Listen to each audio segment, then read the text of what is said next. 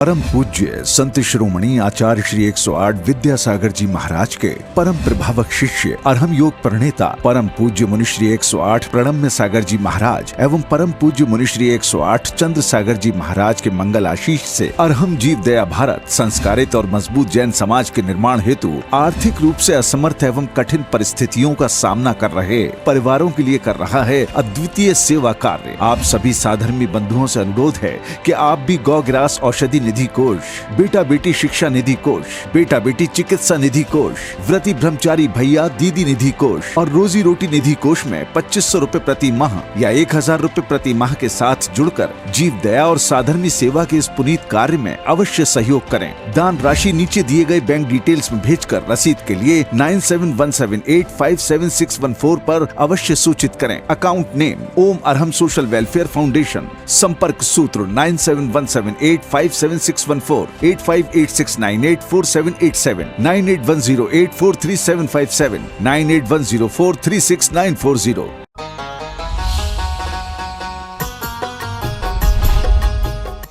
इस कार्यक्रम के पुण्यार्जक हैं प्रणम्य वाणी देवदूत। प्रणम्य गुरु की वाणी पहुँचे घर घर, सम्यक ज्ञान प्रभाव न होवे घर घर। सभी प्रणम्य वाणी देवदूत के पुण्य की बहुत बहुत अनुमोदना। मात्र 12,000 रूपए वार्षिक सहयोग राशि प्रदान कर प्रणम्य वाणी देवदूत बने। अधिक जानकारी के लिए संपर्क करें।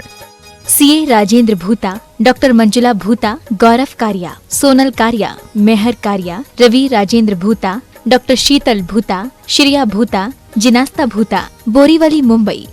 गुरु चरणों में समर्पित गुरु भक्त परिवार, मुंबई महाराष्ट्र।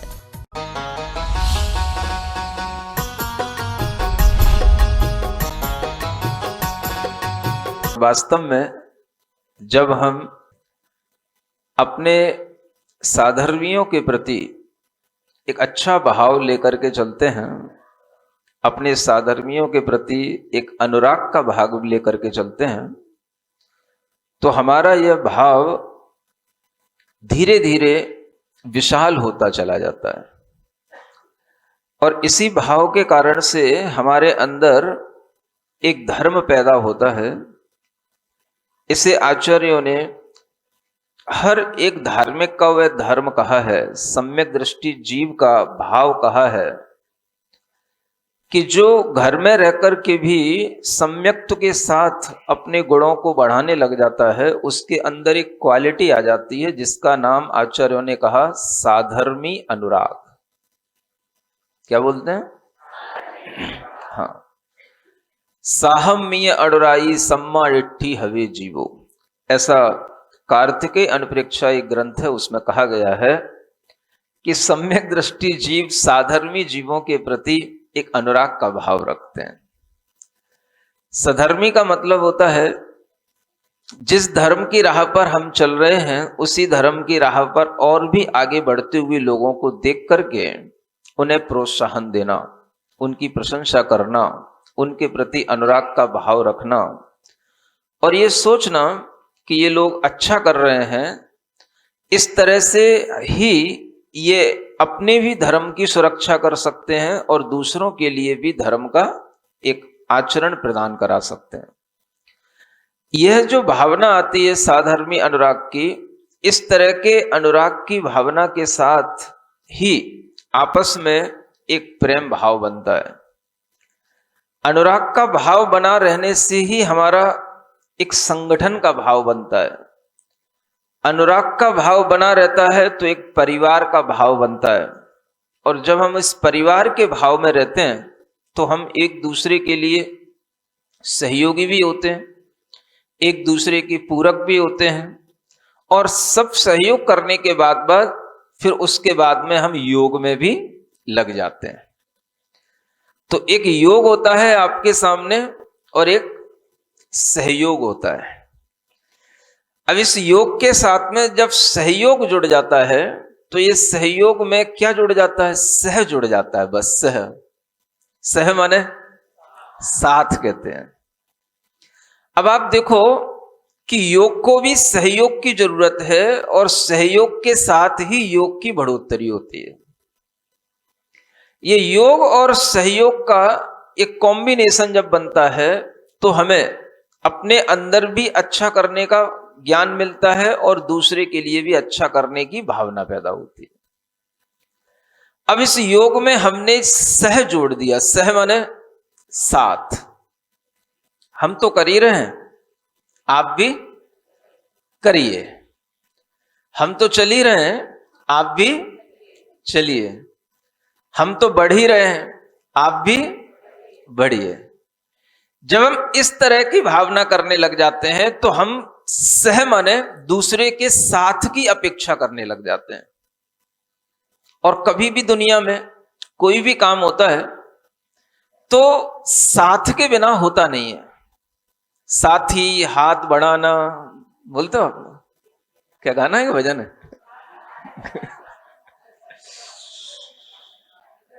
जैसा मानना चाहे। जो अच्छे भाव होते हैं वो भजन के रूप में भी कह सकते हैं, अच्छे गेय के रूप में भी कह सकते हैं। साथी हाथ बढ़ाना, है ना? तो जब हम साथी की अपेक्षा करते हैं तो इसका मतलब है कि हमारे दो हाथों के साथ में दो हाथ और आ गए। इसी का नाम है योग के साथ में सहयोग लाना। जब योग से ये सहयोग की प्रक्रिया बढ़ती है तो सहयोग हर किसी का अपेक्षित होता है। अगर कोई काम हम अकेले करते हैं तो उसमें जो हमारे अंदर एक उत्साह रहता है वो, और जब उसी काम को हम 4 लोगों के साथ करते हैं तो उससे जो हमारे अंदर उत्साह आता है वो एक अलग से ही हमारे अंदर उसका प्रभाव उत्साह के रूप में दिखाई देता है। आप अलग एक अकेले होकर के कोई साधना कर रहे हैं, योग कर रहे हैं, और आपके साथ में 10 लोग और बैठे हैं और आप उन सबके बीच में कर रहे हैं, तो आपके अंदर एक अलग ही तरह की अवेयरनेस भी आएगी और एंथुसिज्म भी आएगा। अब इसी चीज को अगर हम बढ़ाते चले जाते हैं तो ये भी एक थ्योरी ऑफ रिलेटिविटी की तरह अगर हम देखें कि जितने लोग सहयोग के रूप में सामने आते हैं, योग उतना ही अधिक बढ़ता चला जाता है। इसलिए हर एक जगह के लोग जो यहां बैठे हैं, आपने देखा पश्चिम बंगाल से भी लोग हैं यहां, नेपाल से भी लोग हैं यहां, बॉम्बे, बेंगलोर, पूना और औरंगाबाद की तो कोई बात ही नहीं है। इंदौर, भोपाल और जबलपुर के आसपास के इलाके से भी लोग हैं, और गाजियाबाद, दिल्ली के लोग तो हमेशा बने ही रहते हैं। अब इस तरह से जब हमने हर तरह के लोगों को यहां देखा, आसपास के और भी लोग होंगे, कटंगी है, पनागर है, जहां हमारे छोटी छोटी जगहों पर भी प्रवास रहे हैं, उन सब जगहों के भी लोग होंगे, और सतना के भी लोग अब हो ही जाएंगे, उम्मीद करें।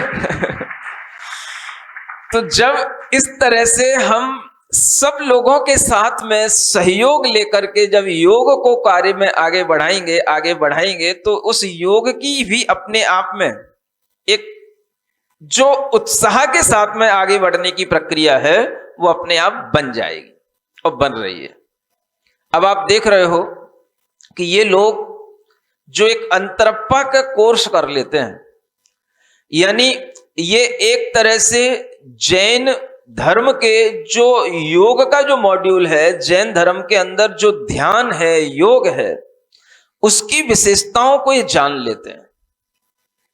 ये एक अलग से ब्रांच है कि हम आज दुनिया के अंदर जैन योग को प्रतिष्ठापित कर पाए, जैन योग को, जैन ध्यान को स्थापित कर पाए। इसके लिए ये लोग अपनी सेवा दे रहे हैं, इस कार्य में अपना तन, मन, धन, सारी ऊर्जा लगा रहे हैं और इस कार्य को आगे बढ़ाने के लिए तत्पर हुए हैं। इनका नाम है अंतरप्पा। अब ये एक ऐसी ट्रेडिशन है जो तीर्थंकरों के द्वारा चली आई हुई ट्रेडिशन है। आप सब जानते हैं आज हमारी वह तीर्थंकरों का जो ज्ञान है या तीर्थंकरों की परंपरा है, उसे हम एक इतने ही रूप में देख पाते हैं कि वह हम मंदिरों की स्थापनाओं में और मंदिरों के अंदर हम उस ध्यान, धर्म ध्यान के रूप में जो हम अपनी प्रक्रियाएं करते हैं, उससे हमारी वो एक ट्रेडिशन है बची हुई है और हम अपनी उस परंपरा को आगे बनाए रखते हैं। उसी के माध्यम से लोग धर्म सीखते रहते हैं। अब अगर हम थोड़ा सा मंदिर से बाहर निकल करके इस परंपरा को विश्व के अंदर लाना चाहें, यूनिवर्सिटियों में लाना चाहें, हम एकेडमिक लेवल पर इस परंपरा को लाना चाहें, हम भगवान महावीर स्वामी और ऋषभ देव से चली आ रही इस परंपरा को अगर हम जैन ना होकर के भी या जैन होकर के भी जन सामान्य तक पहुंचाने की कोशिश करें, तो उसके लिए भी हमारे पास में कुछ विचार होना चाहिए, कुछ प्रक्रिया होनी चाहिए, कुछ सोच होनी चाहिए। और इसी तरह की सोच के साथ में कि हम जन जन तक अगर हम जैन धर्म को पहुंचा सकते हैं योग के माध्यम से, ध्यान के माध्यम से, ज्ञान के माध्यम से, तो उसी के लिए यह लोग तत्पर हुए हैं कि ये अरहम ध्यान योग के माध्यम से वह तीर्थंकरों की परंपरा को आगे बढ़ाने का एक कार्य कर रहे हैं। यानी भगवान महावीर स्वामी का जो ये शासन चल रहा है, इस शासन में लोग अगर घंटों घंटों ध्यान कर सकते हैं, घंटों घंटों ज्ञान लेकर के अपने जीवन के उस महत्वपूर्ण समय को इसमें लगा सकते हैं, तो आप सोच सकते हैं कि ये लोग भीतर से अपनी जड़ों को कितना मजबूत कर रहे हैं। जड़ों को मजबूत करने के लिए ध्यान की प्रक्रिया, ज्ञान की प्रक्रिया, विश्वास की प्रक्रिया, जिस प्रक्रिया को हमेशा तीर्थंकरों ने कहा अपनी आत्मा को परमात्मा बनाओ। अगर दुनिया के तमाम धर्मों के बीच में जैन धर्म की विशेषता देखें तो वो क्या निकल करके आती है? बताओ क्या निकल करके आती है? दुनिया का हर धर्म कहेगा कि केवल परमात्मा की भक्ति करो। दुनिया का हर संप्रदाय कहेगा कि परमात्मा की मान्यता मानो, और दुनिया का हर संप्रदाय कहेगा कि परमात्मा एक ही है, बस उसी एक परमात्मा की आराधना करना। लेकिन अगर जैन धर्म की कोई विशेषता है, मौलिक विशेषता जो तीर्थंकरों ने हमें दी है, तो उन्होंने किस रूप में दी? अपनी आत्मा में इतनी साधना करो, इतनी साधना करो कि तुम्हारी आत्मा परमात्मा बन जाए। ये जैन धर्म की मौलिक विशेषता है। और ये जैन धर्म का मौलिक ज्ञान, ये मौलिक विशेषता, ये अगर जन जन में, बच्चे बच्चे में, हर वर्ग के लोगों में अगर ये नहीं आएगी, तो ये भगवान महावीर स्वामी का तीर्थ 21,000 वर्ष तक जो चलेगा, कैसे चलेगा? आज हम देखें केवल मंदिर बनाने से चल जाएगा? केवल मंदिर बनाने से नहीं चलेगा। मंदिर भी जरूरी है, मंदिर में आराधना भी जरूरी है, लेकिन भगवान ने जो सबसे पहले कहा वो चीज हम भूल रहे हैं। मंदिर हमारी आस्था के प्रतीक होते हैं। मंदिर हम भगवान के तीर्थ को बनाए रखने के लिए बनाते हैं, लेकिन भगवान का सबसे पहला अगर कोई ज्ञान था और उद्देश्य था, तो वो था कि जितने भी यहां पर इस संसार में भटकती हुई आत्माएं हैं, ये आत्माएं इस तरह से सम्यक दर्शन, ज्ञान, चारित्र की साधना करें, ज्ञान और ध्यान की साधना करें कि ये अपनी आत्मा को परमात्मा बनाने के लिए तत्पर हो जाएं। ये पहला मोटिव है।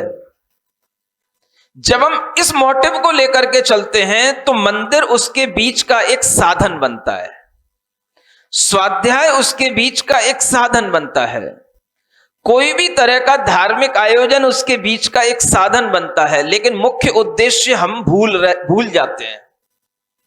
आप देखो, मंदिर में पूजा करने वाले लोगों के अंदर कभी ये भावना आती है कि मैं अपनी आत्मा को भगवान की पूजा से परमात्मा बनाऊं। पूजा तो करेंगे, लेकिन ये भावना नहीं आएगी। उन्हें भगवान अलग दिखाई देते हैं, अपन अलग दिखाई देते हैं, और भगवान की पूजा करके उनके अंदर एक भाव रहता है, पुण्य मिलेगा। क्या मिलेगा? पुण्य मिलेगा। तो जब हम पुण्य की भावना से भगवान की पूजा करेंगे तो पुण्य मिलेगा, और जब हम सम्यक्त्व की प्राप्ति की भावना से भगवान की भक्ति करेंगे तो हमें सम्यक्त्व की प्राप्ति होगी।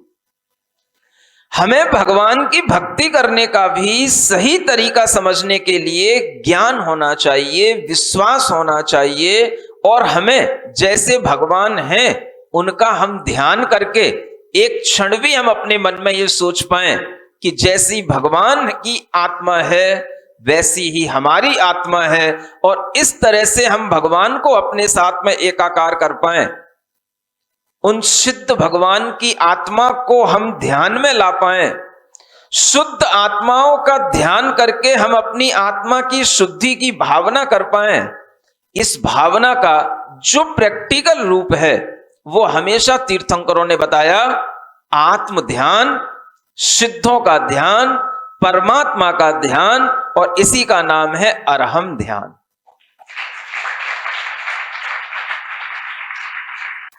यानी जो लोग मंदिर नहीं भी आ पा रहे हैं, मंदिर से बाहर रहते हैं, वह भी ये महसूस करें कि हम भी मंदिर नहीं पहुंच पाते तो कोई बात नहीं, लेकिन हम तीर्थंकरों के ज्ञान से भटके हुए नहीं हैं,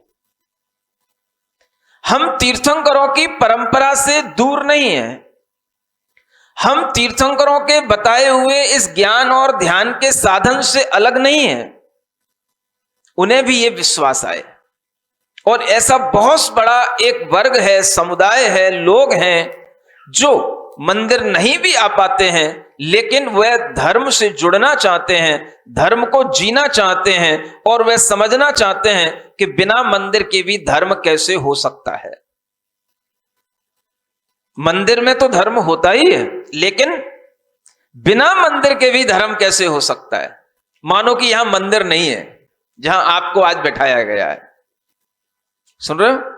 रोजाना जिस सभा में बैठते थे वहां पे मंदिर होता था, आज हम आपको यहां बुला लाए, है ना। सतना समाज आज यहां पर आ गई, कल वहां कहा था, आज आपको यहां आना है। यहां आपको मंदिर नहीं दिख रहा है, लेकिन आपको क्या ऐसा नहीं लग रहा है कि जो मंदिर में होता है उससे ज्यादा यहां हो रहा है?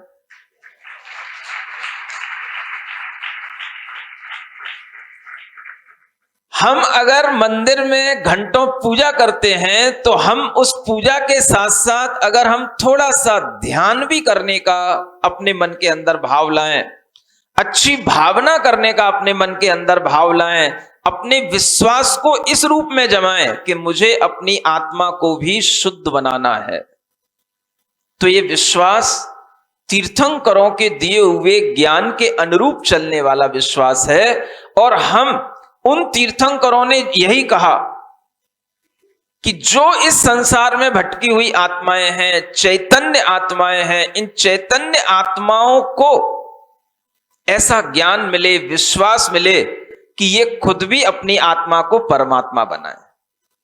ये तीर्थंकरों का उपदेश था पहले, और ये उपदेश कहीं ना कहीं विस्मृत हो रहा था। आज हम देखते हैं कि योग के नाम पर, ध्यान के नाम पर बहुत सारे इंस्टीट्यूट खड़े हुए हैं, लेकिन अगर आप देखें ध्यान का सबसे जीता जागता कोई इंस्टीट्यूट है तो आप देख सकते हैं श्रवणबेलगोला के बाहुबली भगवान को।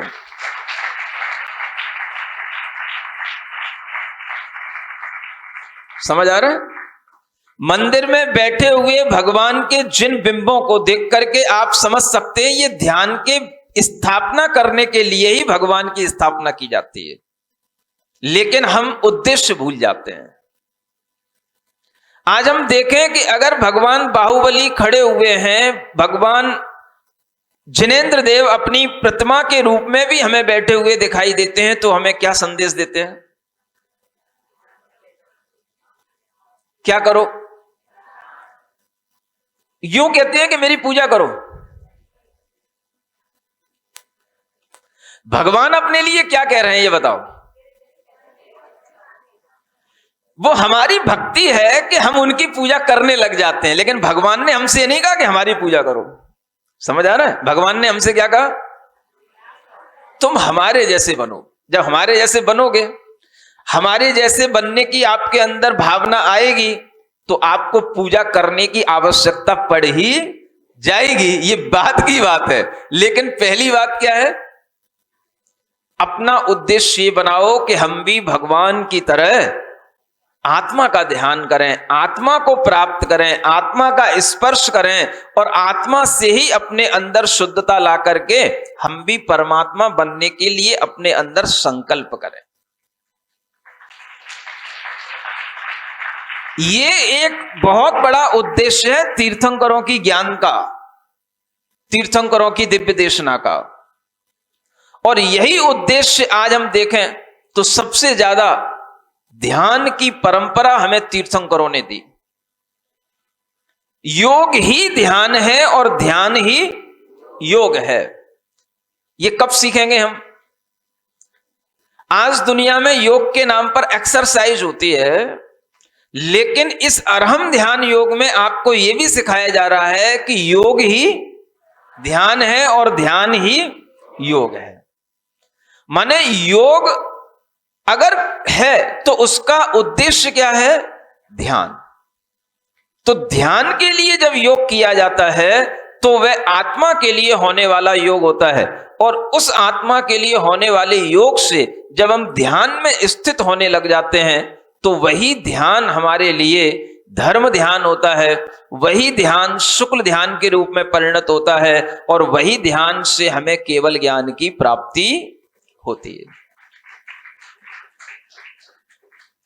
आप देखें तीर्थंकरों ने, महापुरुषों ने, बाहुबली जैसे महापुरुषों ने क्या किया? क्या किया?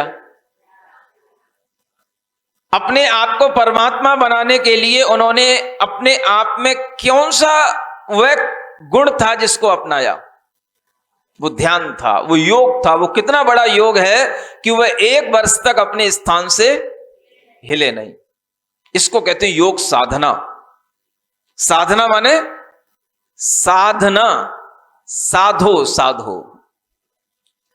अपने मन को साधो, अपने तन को साधो, अपने वचनों को साधो।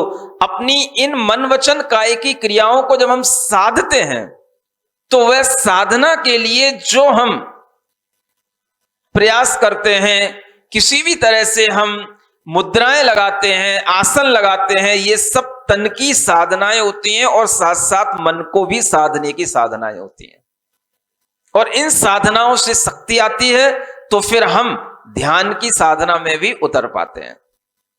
तो ये साधनाएं हैं और इन्हीं साधनाओं से आदमी के अंदर परिवर्तन आता है। आदमी अपने आप को जीते हुए दुखों से बचा पाता है। अन्यथा अगर आपको ये साधनाओं के माध्यम से आपके अंदर आत्मिक मानसिक शक्ति न हो तो क्या होगा?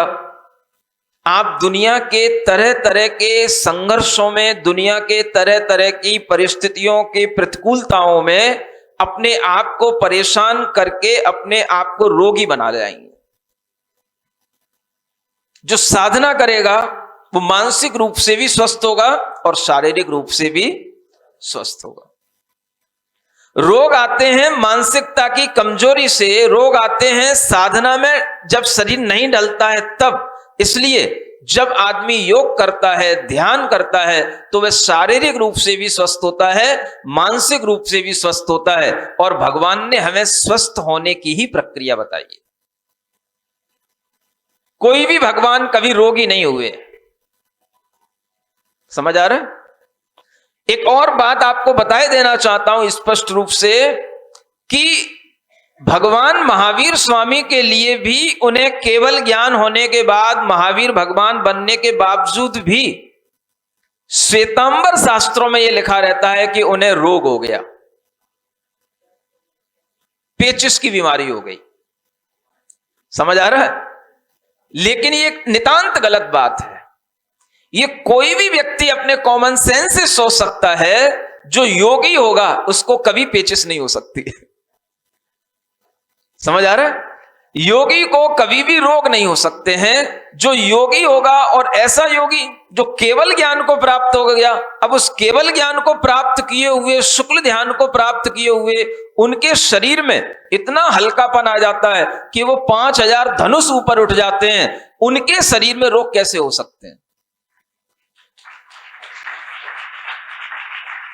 यानी अगर कोई बात हमारे सामने आए तो हम उसको गलत अपने ज्ञान से भी सिद्ध कर सकें, हमें कोई नहीं भी बताए तो हम समझ सकें ये बात गलत है। इसलिए जो वास्तव में दिगंबर परंपरा है, उस दिगंबर परंपरा में किसी भी आचार्य ने, किन्हीं भी लोगों ने, किसी भी शास्त्र में यह नहीं लिखा कि भगवान महावीर स्वामी को रोग हुआ।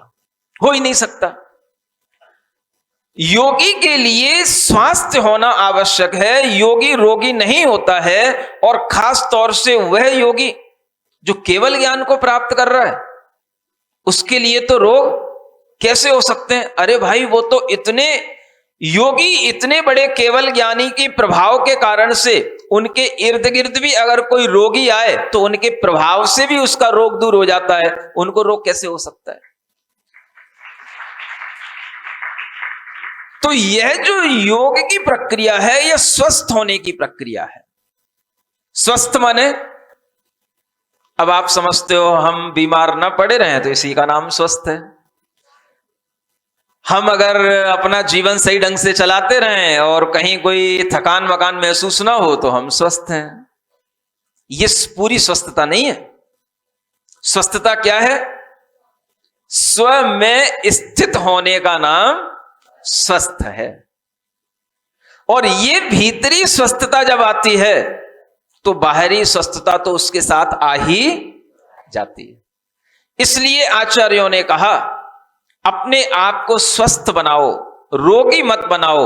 जितने भी तीर्थंकर थे, कामदेव थे, बलभद्र थे, महापुरुष हुए हैं, इनको कभी कोई रोग नहीं हुए, क्योंकि ये सभी हमेशा योग करते थे, साधना करते थे, ध्यान करते थे, और उसी के माध्यम से अपने अंदर इस तरह की योग्यता, ऐसा पुण्य प्राप्त कर लिए कि इनके जीवन में रोग आदि तो कभी होते ही नहीं थे।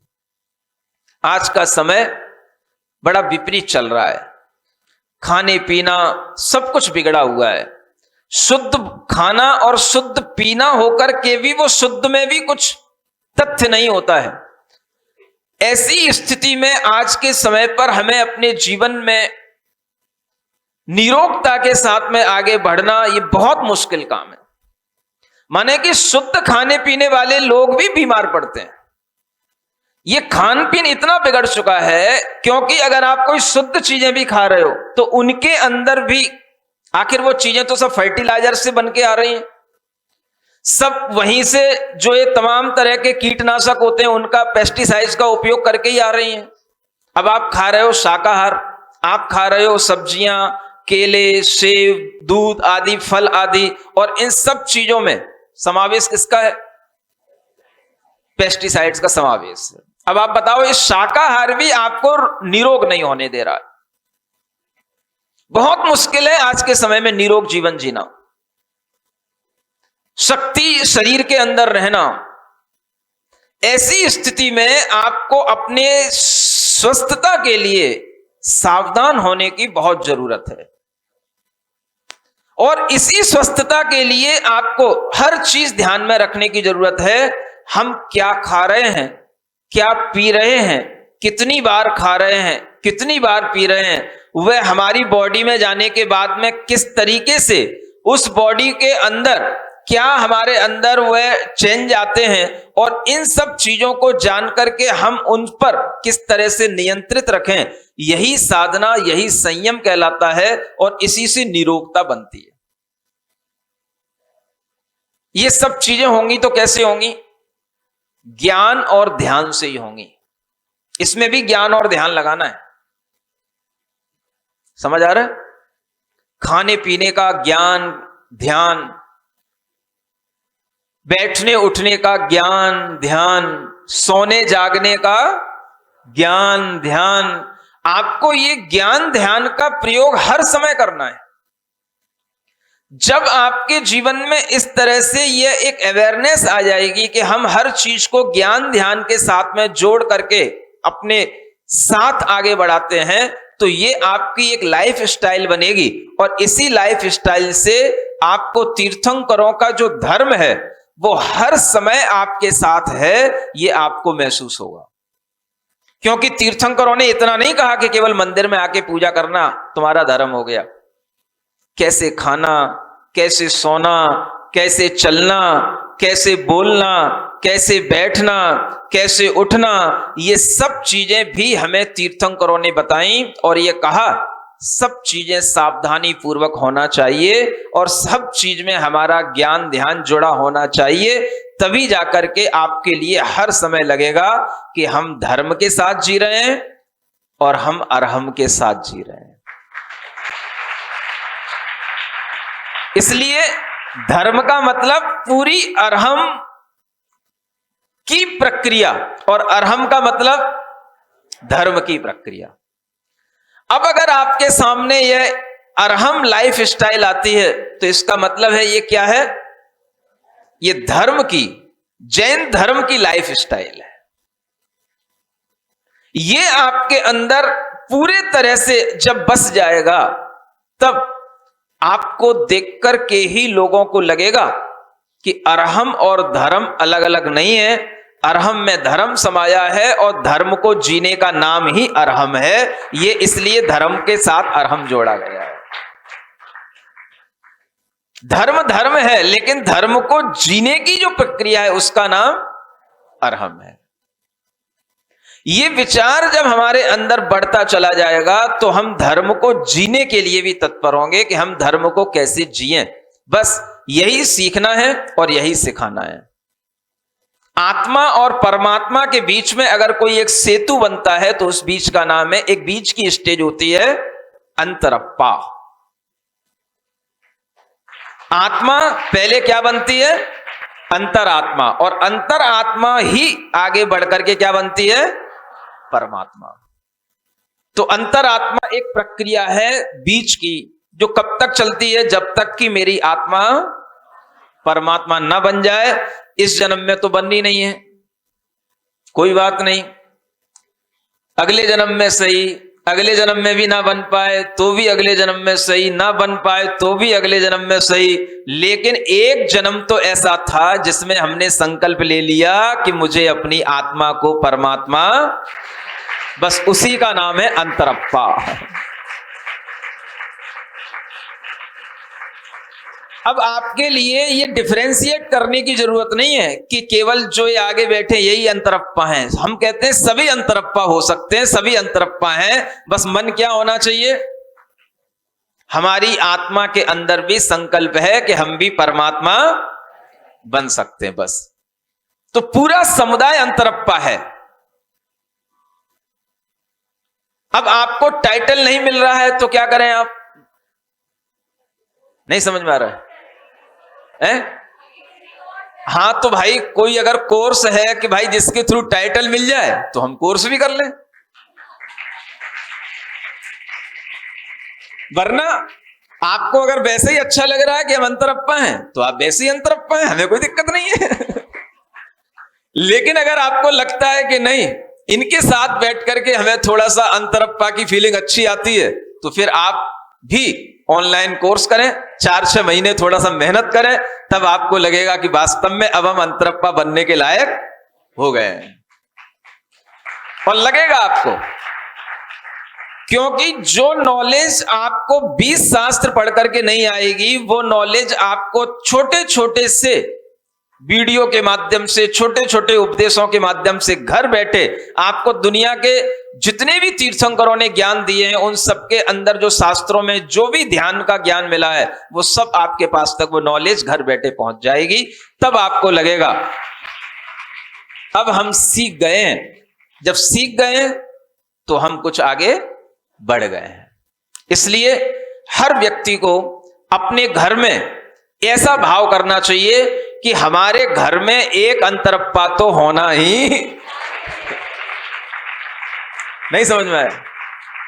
पूरा परिवार अंतरप्पा नहीं बन सकता है तो परिवार में एक अंतरप्पा तो होना ही चाहिए। हाँ, ताकि वह अंतरप्पा पूरे परिवार को अपने आप बनाए रखेगा, पूरे परिवार को सही लाइन पर लगाए रखेगा, पूरे परिवार को सही दिशा बोध देता रहेगा। यह भावना सबकी बनी रहेगी तो तीर्थंकरों का यह तीर्थ, मैं गारंटी से कह सकता हूं 21,000 वर्ष तक इस तीर्थ में इसी तरह की प्रभावना बनी रहेगी।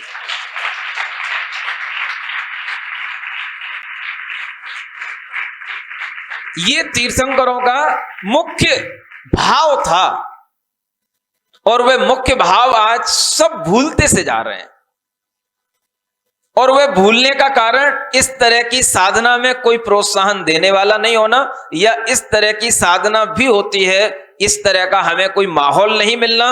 तो ये जो भूल थी, बस उसी भूल का सुधार किया गया है, और उसी भूल सुधार के साथ में जो चीज आपके सामने आई है, उसी का नाम है अरहम ध्यान योग। आपको अनेक तरह के उत्साह के साथ में धर्म में लगाए रखने की प्रक्रिया इसमें बताई जाती है, जिससे कि आप जीवन भर धर्म करें तो कभी अनुत्साहित ना हो। भाई कब तक तो एक बात ये मन में बस जाए, जब तक आत्मा है तब तक। कब तक? बस तब तक। समझ आ रहा है? तो अरहम को जीना माने धर्म को जीना है। इसलिए जो लोग भी धर्म को जीना चाहते हैं वो जीने के लिए तत्पर हों। माने जो लोग कोर्स करने में असमर्थ हैं, कोई बात नहीं, लेकिन जो कर रहे हैं उनके लिए अगर आप सहयोगी बनते हैं, उनको आप प्रोत्साहन देते हैं, और इस तरह से भी अगर आप दुनिया में जो दूसरे लोग हैं उनको देख करके भी अगर आप कहते हो कि भाई देखो भाई, मैं कोर्स नहीं कर पा रहा हूं, मैं अरहम नहीं सीख पा रहा हूं, मेरे रिश्तेदार में कोई एक अच्छी बेटे हैं, बेटियां हैं, उनको सिखा देता हूं, उनके लिए आप लगा दो, उनके लिए आप आगे बढ़ाने के लिए तत्पर कर दो, तो ये भी आपका एक सहयोग होगा, और ये भी सहयोग आपको इस योग के बढ़ाने के लिए बहुत कारगर होगा। समझ में आ रहा है? सहयोग सबका होना चाहिए। योग कर पाओ या ना कर पाओ, लेकिन सहयोग तो होना ही चाहिए। समझ आ रहा है? तो भगवान के द्वारा बताया हुआ यह योग सबके लिए हो जाएगा। कुछ करेंगे योग के रूप में और कुछ करेंगे सहयोग के रूप में, और इस तरह से पूरा का पूरा काम भगवान के द्वारा बताया गया वो अपने आप बनता रहेगा। आ रहा है समझ में? तो योग और सहयोग, इन दोनों के माध्यम से इस भगवान के तीर्थ को आगे बढ़ाना है, इस प्रक्रिया को आगे बढ़ाना है। आपका समय बहुत हो गया है। ओम अरहम ओम अरहम ओम अरहम बोल। सभी कार्य की सिद्धि से तो पहले इसको, सभी कार्य की सिद्धि से तो पहले इसको। ओम अरहम नमः ओम अरहम नमः ओम अरहम नमः ओम अरहम नमः ओम अरहम नमः ओम अरहम नमः ओम अरहम नमः ओम अरहम नमः ओम अरहम।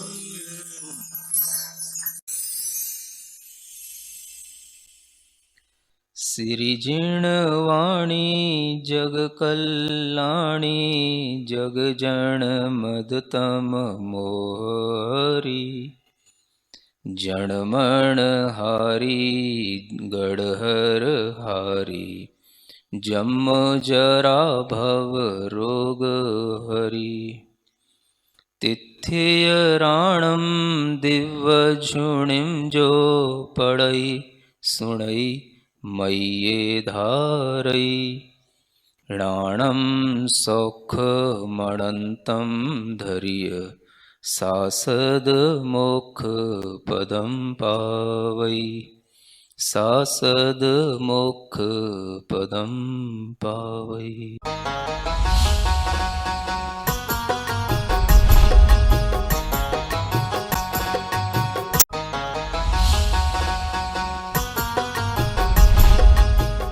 इस कार्यक्रम के पुण्यार जग थे प्रणम्य वाणी देवदूत। प्रणम्य गुरु की वाणी पहुँचे घर घर, सम्यक ज्ञान प्रभाव न होवे घर घर। सभी प्रणम्य वाणी देवदूत के पुण्य की बहुत बहुत अनुमोदना। मात्र 12,000 रुपए वार्षिक सहयोग राशि प्रदान कर प्रणम्य वाणी देवदूत बने। अधिक जानकारी के लिए संपर्क करें। सीए राजेंद्र भूता, डॉक्टर मंजुला भूता, गौरव कारिया, सोनल कारिया, मेहर कारिया, रवि राजेंद्र भूता, डॉक्टर शीतल भूता, श्रिया भूता, जिनास्ता भूता, बोरीवली मुंबई। गुरुचरणों में समर्पित गुरुभक्त परिवार, मुंबई महाराष्ट्र। परम पूज्य संत शिरोमणि आचार्य श्री 108 विद्यासागर जी महाराज के परम प्रभावक शिष्य अरहम योग प्रणेता परम पूज्य मुनिश्री 108 प्रणम्य सागर जी महाराज एवं परम पूज्य मुनिश्री 108 चंद्र सागर जी महाराज के मंगल आशीष से अरहम जीव दया भारत संस्कारित और मजबूत जैन समाज के निर्माण हेतु आर्थिक रूप से असमर्थ एवं कठिन परिस्थितियों का सामना कर रहे परिवारों के लिए कर रहा है अद्वितीय सेवा कार्य। आप सभी साधर्मी बंधुओं से अनुरोध है कि आप भी गौ ग्रास औषधि निधि कोष, बेटा बेटी शिक्षा निधि कोष, बेटा बेटी चिकित्सा निधि कोष, व्रती ब्रह्मचारी भैया दीदी निधि कोष और रोजी रोटी निधि कोष में 2500 रूपए प्रति माह या 1000 रूपए प्रति माह के साथ जुड़कर जीव दया और साधर्मी सेवा के इस पुनीत कार्य में अवश्य सहयोग करें। दान राशि नीचे दिए गए बैंक डिटेल्स में भेजकर रसीद के लिए 9717857614 पर अवश्य सूचित करें। अकाउंट नेम ओम अरहम सोशल वेलफेयर फाउंडेशन।